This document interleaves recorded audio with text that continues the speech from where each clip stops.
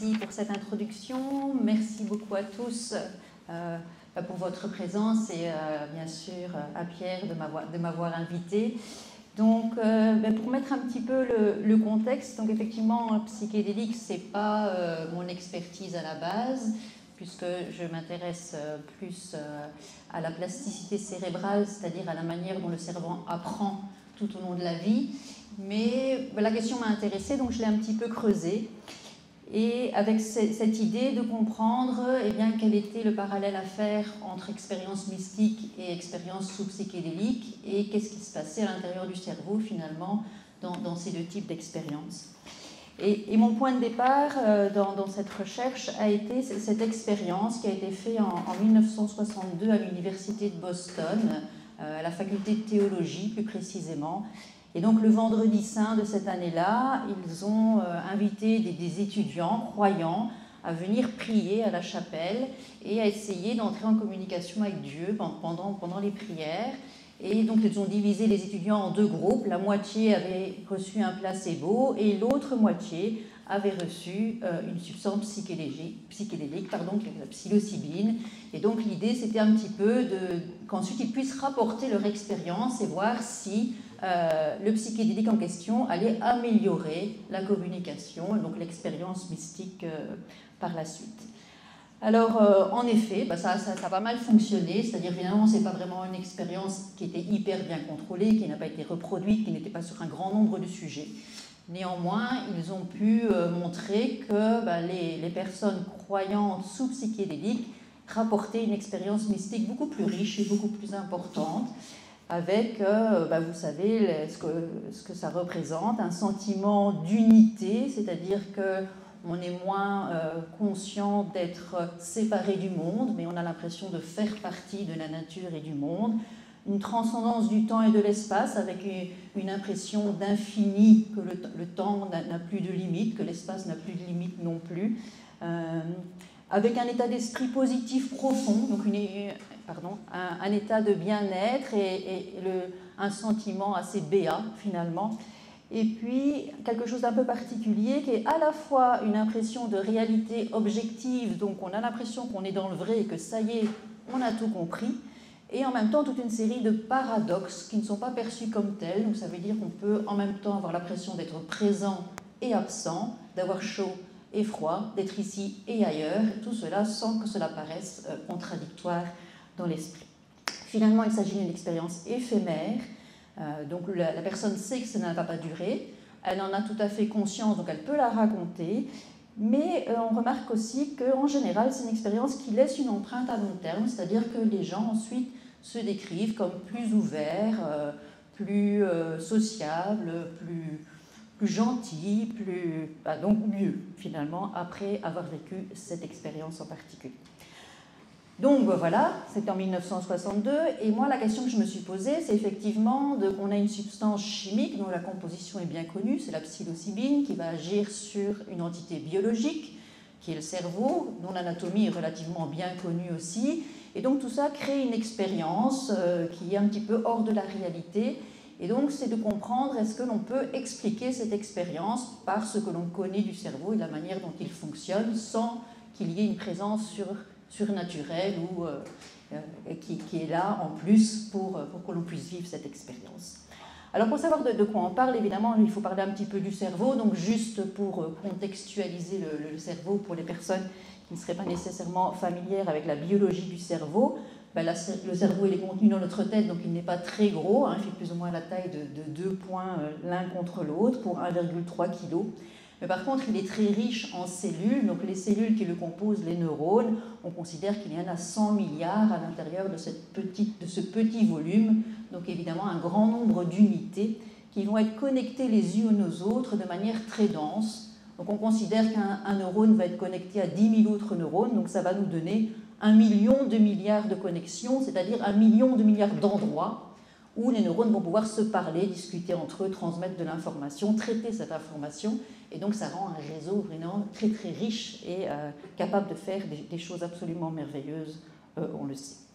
À côté de ça, ce cerveau il a besoin de deux choses pour survivre, de l'oxygène et du glucose, donc si on le prive d'oxygène, il va mourir en moins de 10 minutes. Si on le prive de glucose, il faudra un petit peu plus longtemps, mais il finira par mourir également. Une autre chose peut-être impressionnante, c'est justement pour lui apporter cet oxygène et ce glucose, eh bien, il faut des vaisseaux sanguins qui se divisent un grand nombre de fois et qui deviennent de plus en plus petits. Et si on met tout bout à bout tous les petits vaisseaux sanguins qui parcourent le cerveau, eh bien, on arrive à ce chiffre impressionnant de 100 000 km de vaisseaux sanguins qui vont parcourir le cerveau pour apporter finalement cet oxygène. Donc on a quelque chose qui est très puissant. Donc on a essayé de modéliser avec des ordinateurs la manière dont le cerveau fonctionne et on considère qu'il faut 2000 processeurs pour simuler 1 mm3 du cerveau d'une souris. Et donc on a quand même un peu plus de millimètres cubes de cerveau humain et donc on imagine qu'il faut beaucoup de processeurs pour le faire et tout ça avec finalement peu d'énergie puisqu'on va consommer 200-300 kilocalories par jour pour le cerveau puisque notre cerveau consomme plus ou moins 1/5 de toute l'énergie que l'on consomme chaque jour. Alors, si on regarde les cellules, si on regarde à l'intérieur, donc on a ces neurones qui ont une structure un petit peu particulière, donc avec des branches. Et ce qui est important finalement dans cette slide, c'est que les neurones sont effectivement connectés les uns aux autres. Donc vous voyez ce qu'on appelle la synapse, c'est le point de jonction, c'est le point de communication. C'est comme ça que l'information va passer d'un neurone à l'autre et pour ensuite être traitée et que le cerveau va pouvoir fonctionner. Alors d'une manière beaucoup plus générale, si on regarde comment le cerveau fonctionne, eh bien, en fait, on se rend compte qu'il y a énormément de processus inconscients. Donc, le cerveau fonctionne très très bien tout seul sans qu'on en ait vraiment conscience. Il fait vraiment énormément de choses, ne fût-ce que pour rester assis sans tomber de sa chaise, rester éveillé, interagir avec son environnement de manière naturelle. Le cerveau nous aide d'une manière globale. Et eh bien, le cerveau, s'il doit travailler de manière consciente, eh bien, il est limité parce qu'il y a un accès limité à la conscience. Et donc, lorsque le cerveau traite l'information de manière consciente pour pouvoir élaborer des concepts, pour pouvoir interagir avec le monde, eh bien, il devra simplifier les informations, c'est-à-dire qu'il va se faire une représentation du monde qui n'est pas une représentation fidèle, puisqu'il va devoir prendre des informations, choisir celles qui lui semblent pertinentes, et à partir de ça, eh bien, construire une image, une représentation, un monde dans lequel il va pouvoir évoluer. Et donc, on sait qu'il doit choisir, et donc parfois il va se tromper dans ses choix, il va devoir oublier ce qu'il connaît pour réapprendre, et donc il y a toute une série de processus qui ont lieu à l'intérieur du cerveau lorsque celui-ci est exposé à l'environnement. La dernière notion dont je voulais parler, c'est la notion de vicariance. Donc cette notion de vicariance, c'est l'idée que le cerveau n'a pas qu'une seule façon de faire les choses, une seule façon de traiter l'information. Il y en a beaucoup qui fonctionnent en parallèle. Et on parle de la vicariance comme des chemins de traverse que prendrait notre cerveau devant des obstacles, c'est-à-dire s'il n'arrive pas à trouver la solution en passant par la voie habituelle, eh bien il peut changer de route et trouver une autre solution en prenant des chemins de traverse. Et évidemment, ce type de fonctionnement, c'est une ouverture à la créativité, c'est une ouverture à l'innovation, puisqu'on a la possibilité d'aller chercher des solutions un petit peu ailleurs. Autre concept, c'est l'idée que toute expérience consciente et inconsciente va laisser une trace dans notre cerveau. Donc tout ce que l'on vit au quotidien, au jour le jour, va modifier notre cerveau d'une certaine façon, va laisser une trace. C'est l'apprentissage tout au long de la vie, c'est ce qui fait que notre personnalité se crée depuis la naissance et toute la vie finalement, par toutes les expériences que l'on va vivre. Et cette modification de notre cerveau tout au long de la vie, elle se fait grâce à justement toutes ces connexions. Donc, je vous ai dit, les neurones sont très connectés, 1 million de milliards de connexions, donc de points de jonction. Et ces points de jonction, elles ne sont pas fixes, c'est-à-dire qu'elles peuvent évoluer. Les neurones peuvent se connecter à de nouveaux neurones ou se déconnecter de certains neurones. Et donc, toutes ces connexions vont pouvoir se modifier au cours du temps. Et c'est ça qui va créer l'apprentissage, c'est ça qui va créer les nouvelles connexions et la possibilité de trouver des nouveaux chemins, d'être créatif et de développer de nouvelles choses. C'est ce qui est montré ici. Et donc, notre cerveau à la naissance sait déjà faire plein de choses, heureusement, il est déjà préconnecté. Et donc, par exemple, les tout petits bébés, déjà à 6 mois, si on leur montre des objets, ils savent déjà faire la différence entre deux quantités. Un objet et deux objets, ce n'est pas la même chose. ben, le jeune enfant le sait. Si on lui présente un objet, on cache l'objet, et puis quand je retire le cache, s'il y a deux objets, eh bien, il va savoir qu'il y a eu un changement, qu'il y a bien deux objets qui sont apparus. Et puis après, il peut faire la différence entre un rapport 2 sur 3, donc 8 et 12 objets, et puis finalement, il peut compter les objets, évidemment, quand il grandit. Et donc ça, le cerveau sait le faire tout seul, et cette représentation des nombres va permettre aux enfants de faire des prédictions. Et donc, par exemple, dans cette expérience, eh bien, on montre à un très jeune enfant, donc la dame sort des billes de la boîte, donc elle sort 3 billes rouges successives, puis une bille blanche, et puis encore une bille rouge, et l'enfant regarde tout simplement. Donc il a 6 mois, il ne sait pas encore parler, il regarde comme ça avec des grands yeux ce qui se passe. Et puis à un moment donné, on va ouvrir la boîte. Il y a deux possibilités, soit la boîte est remplie de billes blanches, et bon, dans ce cas-là, on se dit comment elle a fait pour sortir autant de billes rouges, évidemment, de cette boîte remplie de billes blanches. Soit la boîte est effectivement remplie de billes rouges, et là, ça semble plus logique que c'était la situation ici, qui est présentée avec beaucoup de billes rouges, qui donne lieu au fait que l'on sort par hasard 4 billes rouges et une bille blanche. Et l'enfant tout petit, à 6 mois, il ne sait pas encore parler, mais il est déjà très expressif. Et donc, s'il observe bien, au moment où on ouvre la boîte, si la boîte est celle avec plein de billes blanches, il va ouvrir des grands yeux comme ça, et se dire, ça je ne m'y attendais pas quand même. Donc le cerveau ne s'attend pas à avoir cette situation-là lorsqu'on lui a présenté. Donc ça veut dire qu'il peut faire des prédictions, il s'attend, il s'est construit une image du monde qu'il ne voyait pas, et cette image du monde qui s'est construite, eh bien, c'est la boîte avec toutes les billes rouges. Donc notre cerveau, finalement, il pense savoir, mais il ne sait pas toujours, et il pense savoir sur base de ce qu'il voit, de ce qu'il apprend, et donc il se fait un modèle du monde à partir de l'information qu'on lui donne. Ce modèle peut être exact ou non exact, on n'en sait rien, mais en tout cas c'est le plus probable, c'est la manière dont il fonctionne. Et il fait ça toute la vie. Jusqu'à l'âge adulte, il continue à apprendre, à s'adapter, et finalement il va modifier progressivement ses prédictions au fur et à mesure qu'on lui présente des situations nouvelles, et donc il va intégrer les nouvelles informations, et plus il est exposé à des expériences nouvelles, et plus il va avoir la possibilité d'enrichir son monde, d'enrichir sa vision du monde, et se dire que le monde n'est pas noir ou blanc, mais qu'il y a peut-être toute une série de gris entre la boîte rouge et la boîte blanche, finalement, que c'est un petit peu plus compliqué que ça. Alors si l'on parle maintenant de la conscience, donc, qui est une grande chose, donc je ne vais pas essayer vraiment de définir la conscience, parce que c'est un concept qui peut prendre plusieurs significations, mais on peut dire, je dirais grosso modo, qu'il y a deux niveaux de conscience différents. Le premier niveau de conscience, c'est si je vois une étoile jaune et que je sais que c'est une étoile jaune, je le dis, c'est une forme de conscience, d'accord? Donc j'ai reconnu l'étoile jaune, je dis c'est une étoile jaune, on peut dire c'est une forme de conscience. Ensuite, si je pense, je me rends compte que je sais que c'est une étoile jaune et que je suis en train de penser et de dire que c'est une étoile jaune, c'est un deuxième niveau de conscience. Donc je sais que je sais, c'est la métacognition.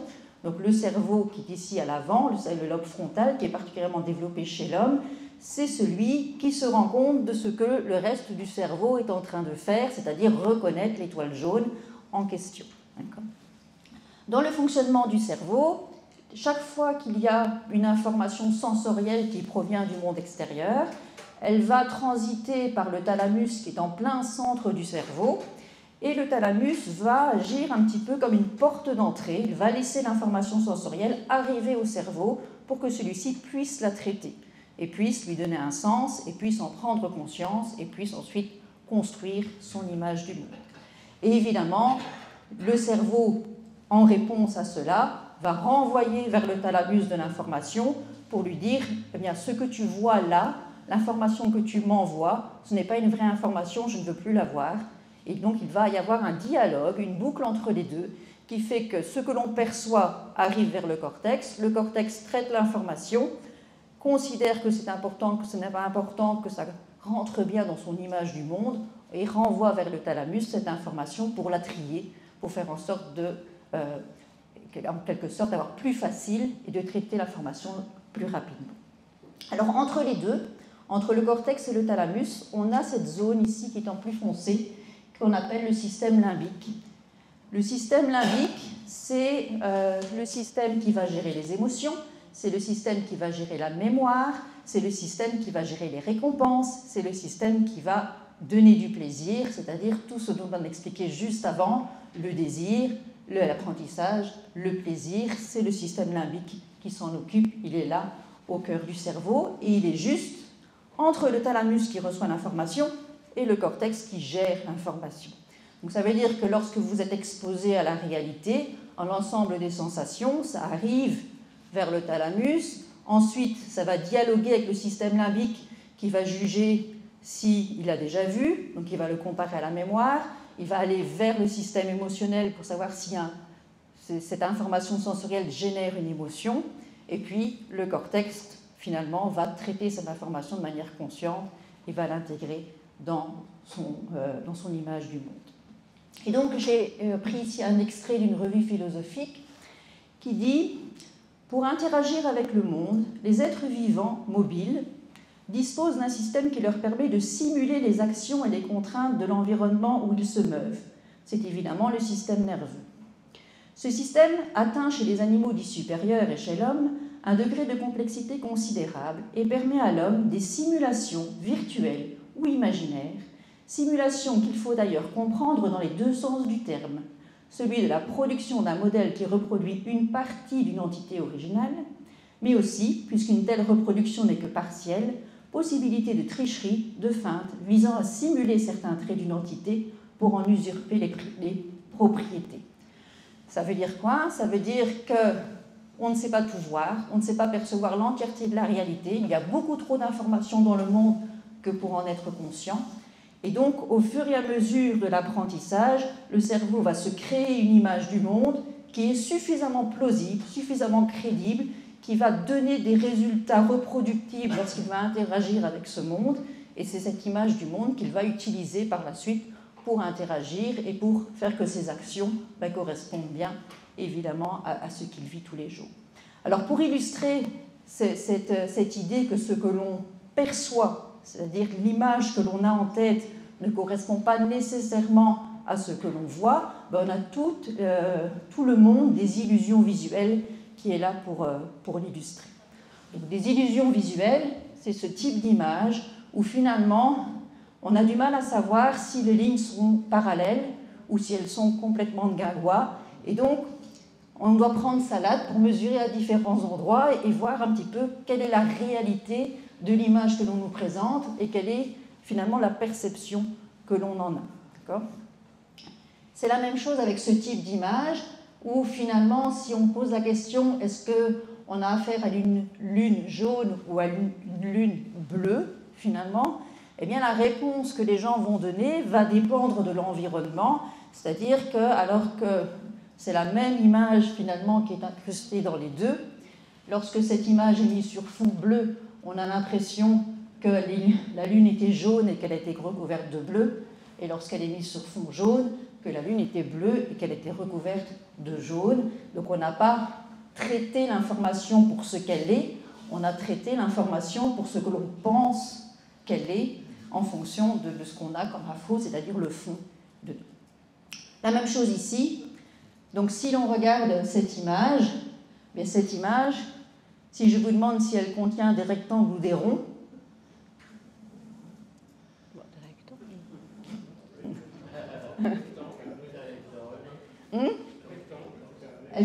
oui, des carrés ou des rectangles. Est-ce que vous voyez les ronds? Non. Il y a plein de ronds. Ça, c'est un rond. Ah. Ça, c'est un rond. Ça, c'est un rond. Maintenant, on les voit. Celui-là aussi.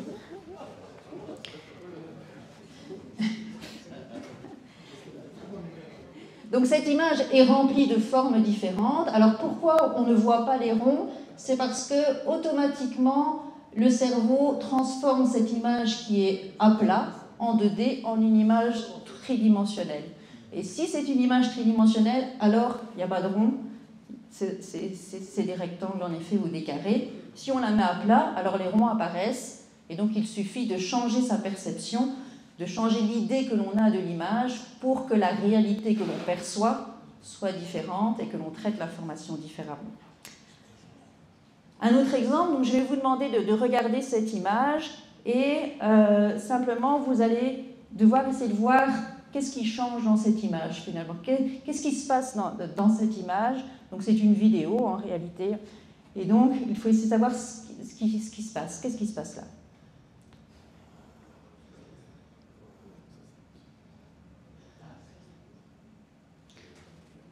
Alors, est-ce que vous avez vu quelque chose? Pâtissier. J'ai vu pâtissier aussi, la même mission. Oui. Il a disparu. Voilà, il y a quelque chose qui a disparu. Est-ce qu'il y a des choses qui sont apparues?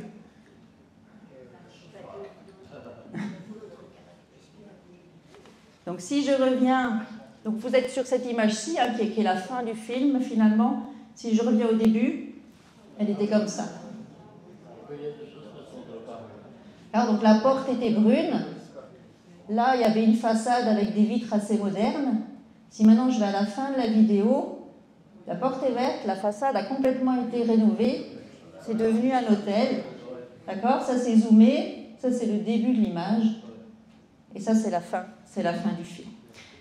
Et donc, même si je vous dis qu'il y a des choses qui changent et que vous observez l'image, mais la plupart des choses, vous ne les voyez pas, tout simplement, parce que vos yeux font des saccades, c'est-à-dire qu'elles regardent un petit peu partout, elles se déplacent sans arrêt en cherchant ce qui va arriver. Et si vous ne restez pas sur un endroit en particulier, vous ne voyez pas le changement, il est trop fondu. Il est là, mais il n'est pas perceptible. Et donc, de nouveau, ça montre que si vous sortez de la pièce, vous allez dire, c'est l'image, il ne s'est rien passé en fait, alors qu'il s'est passé quelque chose en réalité. Alors là, je pense que c'est la dernière. Oui, voilà. Donc là, c'est simplement des points qui clignotent. Et je vais vous demander de regarder l'image de deux façons. Soit vous la regardez de loin, comme ça, et vous devez voir des points mauves qui clignotent normalement. Soit vous la regardez, mais en fixant la croix qui est au milieu. Et il y a un point vert qui apparaît. D'accord?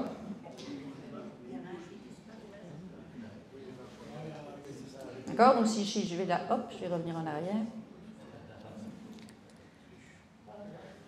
Ouf, oui. Donc quand je fixe le centre, j'ai l'impression qu'il y a un point vert qui tourne. Si je ne fixe pas le centre, je vois juste les points mauves qui clignotent. D'accord?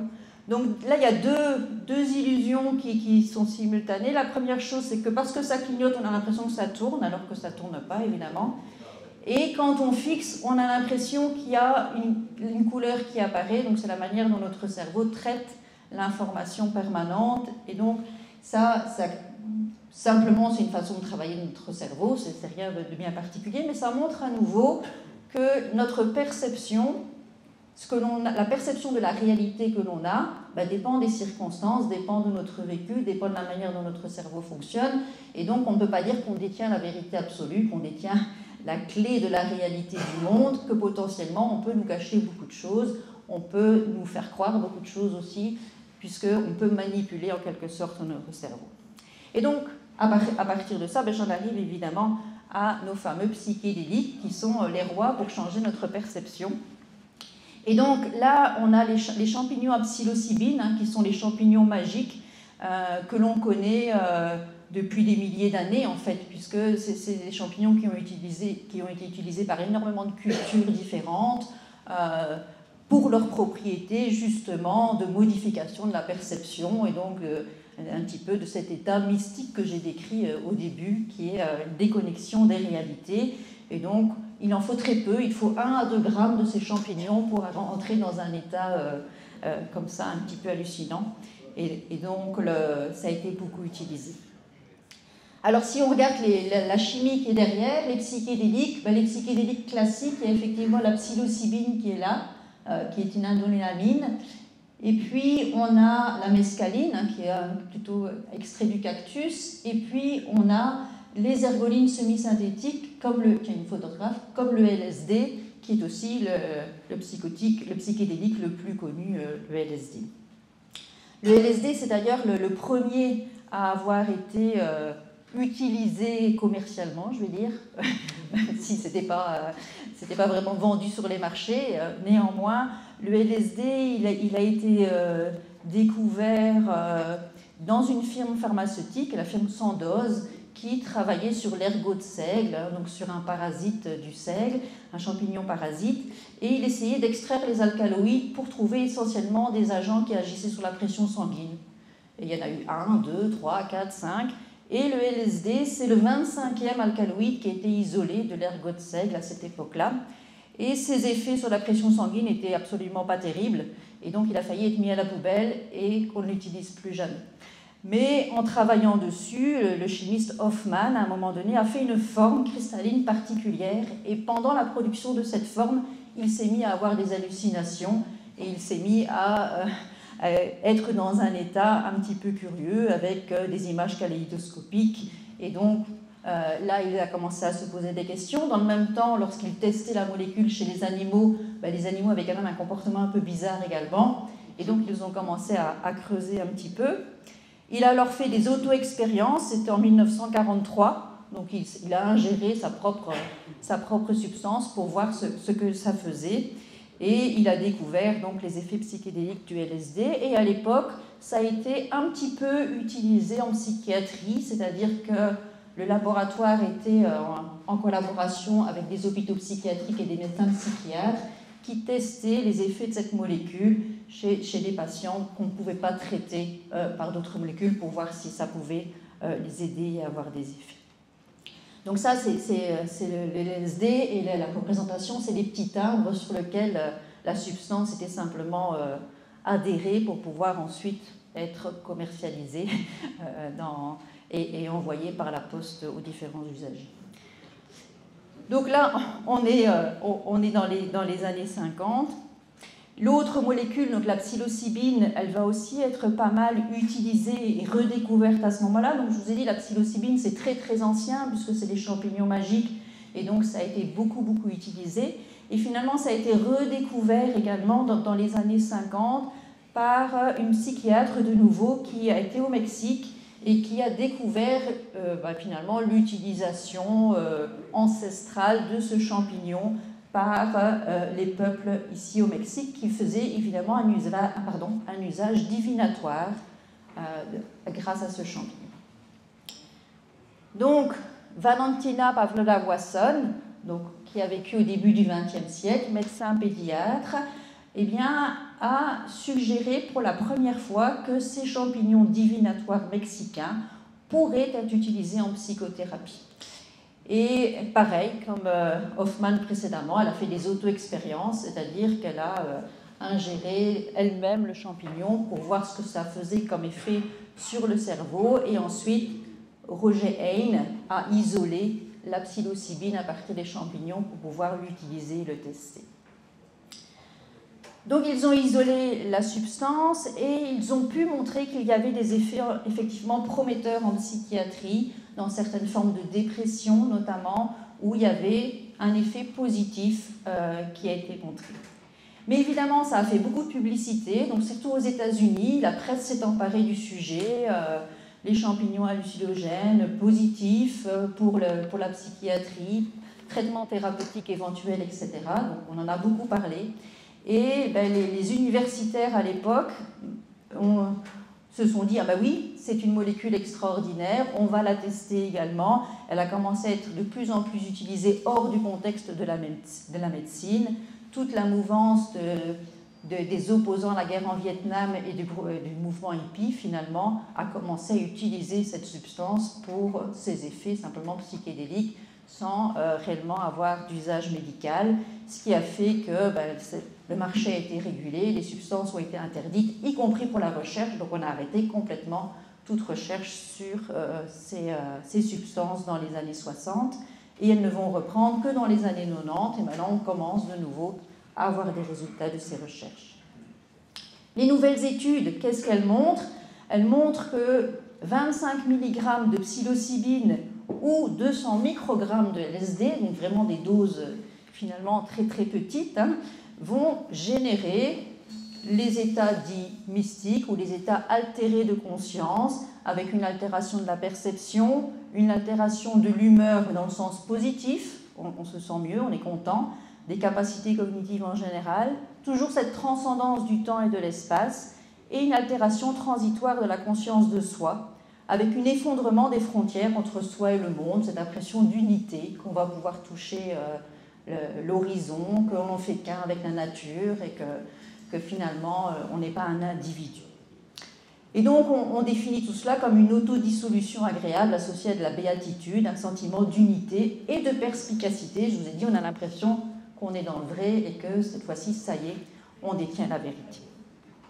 Alors je voudrais m'arrêter juste sur cette altération transitoire de la conscience de soi, parce que c'est peut-être ça qui est le plus perturbant dans les effets des psychédéliques. Bon, les hallucinations, voilà, on se dit c'est le cortex visuel qui est un petit peu plus actif et qui génère une activité qui donne l'impression de voir des choses. On a vu que les illusions visuelles, ça existe, pourquoi pas. Si on regarde les autres choses, les altérations de l'humeur, on sait bien, il y a la dopamine, il y a plein de molécules qui agissent sur l'humeur, sur le bien-être, donc on imagine bien qu'on peut jouer chimiquement avec ces molécules. Transcendance du temps et de l'espace, ça c'est des perceptions qui sont de toute façon pas si claires que ça, finalement, ce passage du temps, et donc on peut encore imaginer, mais altération de la conscience de soi, c'est quelque chose qui parfois fait plus peur de savoir, mais alors, comment ça se fait que je vais disparaître? Alors, dans la conscience de soi, qu'est-ce que l'on met? On met deux choses. On a la conscience sensorielle du soi, c'est-à-dire, ça c'est mon corps, c'est ses limites, là c'est moi, là c'est plus moi. Je ressens mon corps grâce à la proprioception, grâce à la sensation tactile. D'accord? Donc, dans la perte de conscience sensorielle, d'abord, on perd l'impression qu'une partie du corps nous appartient. Ensuite, on perd la conscience de son corps. Et puis, on ne sait plus où on est, finalement, où notre corps est situé dans l'espace. C'est cette impression d'unité, puisqu'on n'est plus délimité par rapport à l'espace. Ça, en général, c'est ce qui arrive avec les psychédéliques, c'est cette perte de la conscience sensorielle du soi. Par contre, la plupart du temps, le soi narratif, c'est-à-dire l'autobiographie, savoir qui on est et se souvenir de son histoire, ça, en général, ce n'est pas perdu. Ça veut dire que les gens savent toujours qui ils sont, ce qu'ils ont vécu, ce qui s'est passé avant, ce qui s'est après. Donc, il n'y a pas de détachement complètement du soi narratif. C'est plus une perte du soi sensoriel. Pardon. Alors, comment c'est possible de perdre le soi sensoriel? Ça, par contre, c'est assez possible parce que finalement, le soi sensoriel, c'est une construction également qui se fait tout au long de la croissance de l'enfant. Donc, le petit enfant va naître, son cerveau va recevoir plein de sensations, plein de perceptions qui lui viennent de tous ses organes des sens, y compris la proprioception, y compris la sensation tactile. Et à partir de toutes ces informations qui arrivent au cerveau, au thalamus et puis à la conscience, l'enfant va progressivement construire son contour, prendre conscience que quand il fait ça avec sa main devant ses yeux, c'est bien sa main qui bouge, qu'il peut la contrôler, et que donc cette main, ça fait partie de lui, et que c'est son soi sensoriel. Donc il va faire la différence entre lui et sa mère, il va faire la différence entre lui et le monde. Il y a les choses qu'il peut bouger et qui lui appartiennent, et les choses qui ne sont pas, qui n'y appartiennent pas. Alors, pour donner un exemple de cette façon dont le cerveau fonctionne, on peut illustrer ces expériences qui sont faites avec un miroir. Donc, c'est des traitements, c'est des thérapies que l'on utilise soit suite à une amputation, soit lorsque on a fait un accident vasculaire et qu'on a une hémiplégie, donc on est paralysé, donc on a une perte de la motricité d'un côté. Quand on a une amputation, ce qui peut se passer, c'est qu'on a encore des douleurs, la partie de corps qui n'existe plus. Donc on peut avoir cette sensation que non seulement le bras amputé existe encore, mais en plus il est douloureux. Et c'est extrêmement pénible pour les patients parce qu'ils n'arrivent pas à se débarrasser de cette douleur parce qu'elle n'a aucune origine physique, cette douleur. Elle est juste dans le cerveau. Il n'y a plus de bras, donc la douleur ne peut pas exister, mais elle est présente dans le cerveau. Et donc, on va utiliser le miroir. Donc, imaginons que la dame n'ait plus de bras gauche, et elle a mal à son bras gauche. Elle a cette impression que son bras gauche est sans arrêt brûlé, déchiré, broyé, etc. Mais elle ne sait pas le voir puisqu'elle n'a plus de bras. Elle se met devant le miroir, donc elle va manipuler des choses avec son bras droit, et elle va regarder dans le miroir, et son cerveau va voir son bras gauche. Donc en fait, ce que le cerveau voit, c'est l'image du bras droit, mais pour le cerveau, il va intégrer l'information comme si c'était son bras gauche. Et en faisant ça régulièrement, il va voir le bras gauche, finalement, ça va, il est normal, il est en forme, il n'est pas broyé, il n'est pas brûlé, et donc il va réapprendre à maîtriser ses sensations. Et ça montre bien qu'en fait, la perception que le cerveau a de son corps peut, pareil, être trompée comme pour les illusions visuelles. Là, c'est encore un autre niveau, puisque la personne a le bras sous l'écran. Admettons que ce soit une personne qui soit paralysée suite à un accident vasculaire, donc il ne peut plus bouger son bras. Il doit réapprendre par la rééducation à bouger, et on peut l'aider à réapprendre en mettant sur l'écran un faux bras. Et donc, on lui dit d'essayer de bouger le doigt, essayer de bouger le doigt. Et sur l'écran, il va voir un doigt bouger. Sa main en dessous ne bouge pas. Mais son cerveau voit que sa production génère un mouvement. Et grâce à ça, progressivement, il va retravailler, son cerveau va travailler pour produire des mouvements et ça va l'aider à bouger réellement le vrai doigt qui est en dessous. Donc ça pour vous dire que la perception de soi, de son corps, peut être modifiée également, et donc c'est pas si évident que ça. Il y a également des pathologies absolument extraordinaires où certains patients peuvent perdre la notion que leur bras qui existe et qui fonctionne bien est à eux. Donc le bras est là, mais ils n'ont plus cette sensation que le bras leur appartient. Imaginez que vous vous êtes endormi et que vous vous endormez comme ça. D'accord ? À un moment donné, vous vous réveillez et il y a une main sur votre épaule. Cette main n'est pas à vous, puisque vous n'avez pas la sensation, vous ne savez plus que cette main vous appartient. Vous allez évidemment sursauter, regarder, voir la main, vous rendre compte que c'est votre main et pouvoir vous rendormir. Mais donc ces patients décrivent cette sensation absolument étrange qu'une partie de leur corps ne leur appartient pas. Et donc c'est pour dire que cette perception du soi peut être altérée. Elle peut être altérée par des lésions, elle peut être altérée par des médicaments, comme les psychédéliques, et donc pourquoi pas par une expérience mystique par la suite. Alors, attention néanmoins à la dose des psychédéliques. Donc, les psychédéliques, tout ce qui est décrit précédemment, ce sont avec les doses décrites précédemment, c'est-à-dire des doses qui sont très faibles, 25 mg de psilocybine, 200 microgrammes de LSD. Quand les doses sont plus fortes, ça peut générer des angoisses, une peur de perdre le contrôle de sa pensée, de perdre son autonomie, la folie des grandeurs, l'altération du raisonnement, de la panique, la paranoïa, des symptômes de schizophrénie à certains moments, dissociation de la personnalité. Donc on peut aller très loin dans les effets. Et donc on peut, comme je l'ai dit, faire des parallèles avec des états de méditation profonde ou des expériences mystiques où on décrit finalement le même ressenti par rapport à cet environnement. Alors ce qui est important aussi, c'est les facteurs non pharmacologiques, c'est-à-dire les attentes, la personnalité, le cadre, la préparation. Autrement dit, sous psychédélique, vous pouvez faire des good trips ou des bad trips. Donc vous êtes en good trip quand vous êtes bien entouré dans un environnement sécurisant, que vous êtes préparé et que votre esprit est prêt à vivre cette expérience finalement.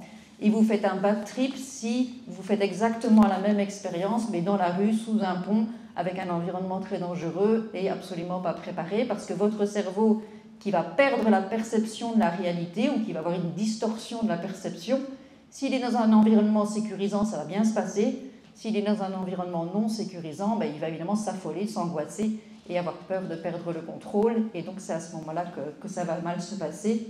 Et donc, évidemment, il y a toute une série de facteurs qui va faire qu'on va vivre une expérience ou une autre par la suite.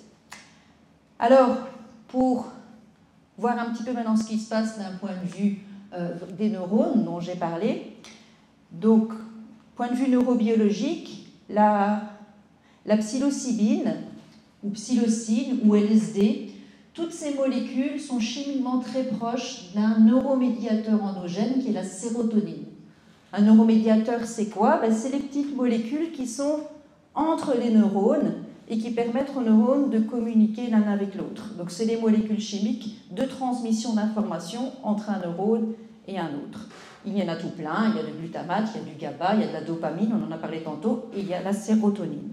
Donc la sérotonine, c'est un des médiateurs, et tous ces psychédéliques finalement ressemblent très très fort à la sérotonine et on dit qu'ils sont des agonistes des récepteurs à la sérotonine qu'on appelle les 5-HT. Autrement dit, lorsque l'on donne ces substances, ils activent le récepteur de la sérotonine, ça veut dire qu'ils font comme si vous aviez de la sérotonine. Et les récepteurs à la sérotonine, on les trouve un petit peu partout dans le cerveau, dans les structures corticales, donc dans le cortex, mais également dans les structures sous-corticales, c'est-à-dire les structures plus basales de la perception. Et on a pu montrer que les molécules comme la psilocybine ou le LSD travaillaient sur ces récepteurs, car si on bloque le récepteur avec cette molécule qui est la cancérine, ça veut dire qu'on les empêche d'agir sur le récepteur, on bloque aussi les effets psychédéliques, donc on sait que ça agit via ces récepteurs. Et si je reviens maintenant à mes états de conscience, mon fameux graphique de tout à l'heure sur les états de conscience, où j'ai le thalamus au centre qui reçoit toute l'information sensorielle, j'ai le cortex au-dessus avec ses deux niveaux de conscience, donc le cortex sensoriel qui a le premier niveau de conscience qui est la perception visuelle dans ce cas-ci, et le cortex frontal qui est le sentiment que je sais et que je maîtrise l'information. Les récepteurs à la sérotonine, ils sont dans ce circuit. Ça veut dire que si je modifie l'activité de ces récepteurs, si je mets une molécule qui agit comme la sérotonine, je vais modifier ce circuit-là. Donc je vais modifier les boucles. Alors je ne vais pas du tout vous expliquer ce schéma-là, ça va être beaucoup trop compliqué.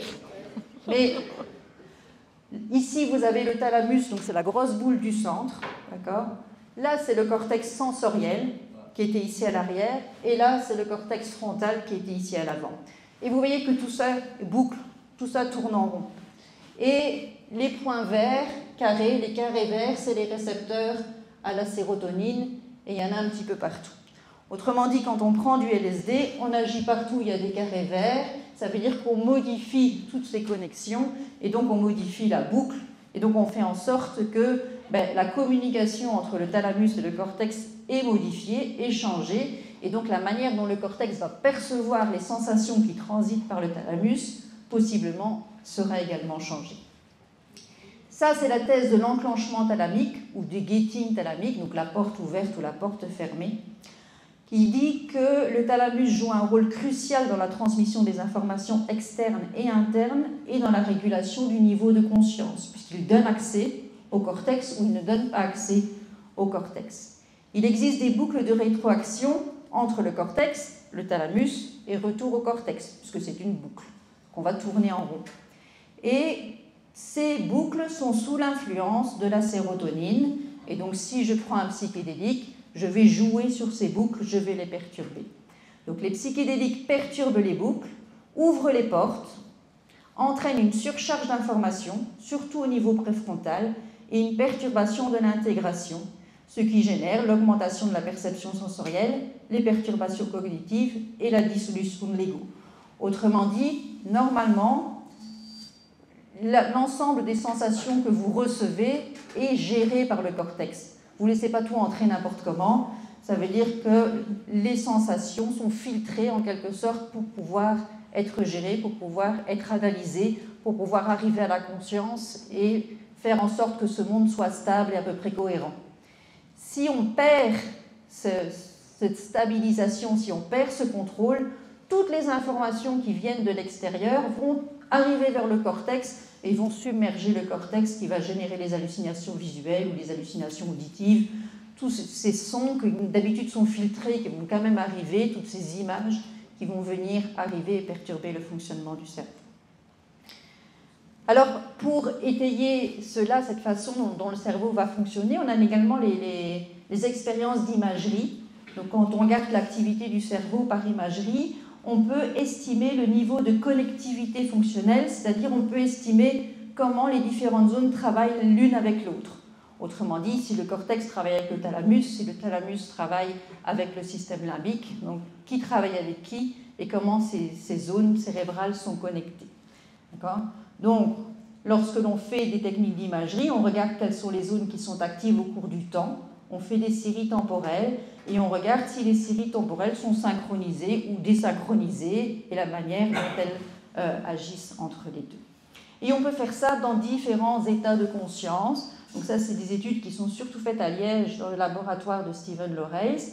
Donc il a étudié par imagerie l'activité fonctionnelle du cerveau dans différents niveaux de conscience, le plus bas étant le coma, évidemment, le plus haut étant l'éveil conscient, classique, normal. Mais vous voyez qu'il y a deux échelles, il y a l'éveil et puis il y a la perception consciente. Le sommeil est ici, les rêves sont là, les rêves lucides un petit peu plus haut, ça veut dire que vous n'êtes pas éveillé, mais qu'il y a une perception consciente qui arrive à ce moment-là. Ici, vous avez l'état d'éveil non répondant ou l'état végétatif, ça veut dire que dans ce cas-là, le cerveau est éveillé, donc il y a des cycles veille-sommeil, et pendant les cycles d'éveil, le cerveau est éveillé, par contre, il n'y a aucune perception consciente. Puis il y a un état de conscience minimal, et puis il y a l'émergence vers la conscience, et puis l'éveil conscient, tout à la fin. Et si on regarde l'activité du cerveau, on voit évidemment que lorsque le système est non répondant, l'activité est très très basse. Lorsque le système est parfaitement éveillé, l'activité est très haute. Et en état de conscience minimal, l'activité est entre les deux. Et si on regarde la connectivité, c'est-à-dire la manière dont les différentes zones se parlent et communiquent, on voit qu'effectivement, il y a également une augmentation progressive de la connectivité, c'est-à-dire que plus les zones se parlent et plus on est conscient, moins les zones se parlent et moins on est conscient, ça paraît assez logique, ceci. Alors l'autre chose qu'ils ont fait, c'est de prendre des personnes qui sont avec des troubles de la conscience, et lorsqu'ils regardent l'activité cérébrale de ces personnes, ils voient que il n'y a pas beaucoup de connectivité, il n'y a pas beaucoup de complexité, c'est-à-dire que l'activité cérébrale, finalement, elle est comme ça, assez synchronisée, pas très complexe, c'est-à-dire assez facile à suivre et à comprendre. Ça, c'est un état de conscience altéré. Chez ces personnes, si l'on fait différents traitements, ici, c'est une stimulation magnétique transcrânienne, plus de la kétamine, ici, c'est la psilocybine, eh bien, on voit qu'on va déclencher une augmentation de la complexité, ça veut dire que l'activité électrique va devenir plus complexe, et que dans le même temps, on va récupérer un certain niveau de conscience, donc la personne va récupérer un tout petit peu de conscience à ce moment-là, et ça va être corrélé à cette complexité de l'activité, de la connectivité cérébrale.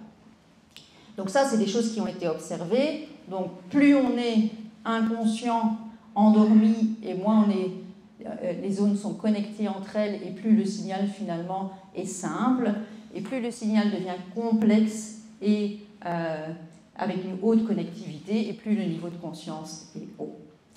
Et ça a mené à cette hypothèse du cerveau anthropique qui dit que notre cerveau fonctionne dans une zone critique, ici, et dans cette zone critique, il y a la possibilité d'être plus ou moins conscient. Donc là, on est inconscient, donc il n'y a pas assez d'activité, autrement dit.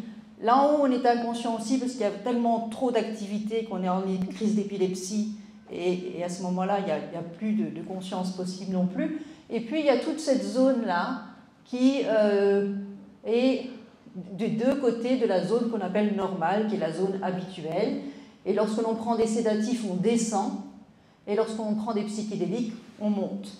Ça veut dire que cet état normal de conscience, qui correspond à une activité cérébrale qui est bien connectée, peut être altéré par des sédatifs qui réduisent les connexions et qui réduisent l'état de conscience, ou par des psychédéliques qui font le contraire, qui vont augmenter l'activité, qui vont augmenter la complexité de l'information et qui donc donneraient un état supérieur de conscience par rapport à la zone centrale. Une autre façon de présenter ça, c'est de dire que si le cerveau fonctionne habituellement, normalement, il est au milieu, donc conscient, mais pas hyperactif, on va dire. S'il a une réduction de la conscience, eh bien, on considère qu'on est avec une entropie basse, c'est-à-dire peu de désordre et des états rigides.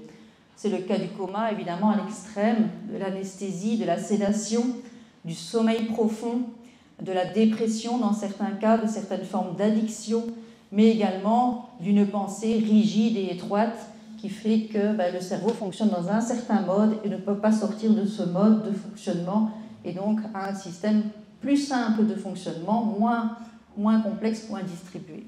De l'autre côté, on aurait une augmentation du désordre, une augmentation de l'entropie, des états qui seraient plus flexibles, plus complexes, moins prédictibles et qui donneraient donc des résultats qui seraient ceux de l'état psychédélique, ceux du rêve paradoxal, du début de la psychose, de certaines expériences de déprivation sensorielle, de l'expérience de mort imminente, des pensées magiques, de l'expérience mystique, etc., etc.